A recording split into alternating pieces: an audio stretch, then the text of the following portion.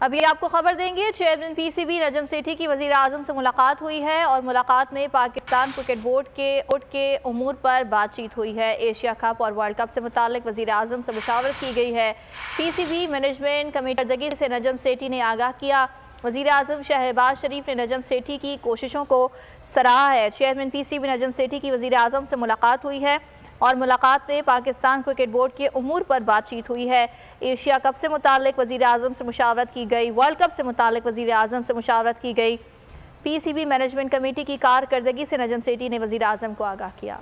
अदलो इंसाफ की बात सब करते हैं, पर हकीकत में सच के साथ निडर होकर खड़े रहने की जुर्रत नजर नहीं आती।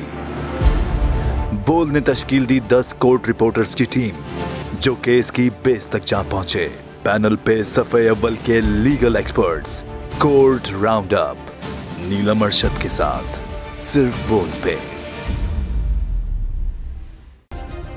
सब्सक्राइब करें और बेल दबाएं ताकि कोई खबर रह न जाए।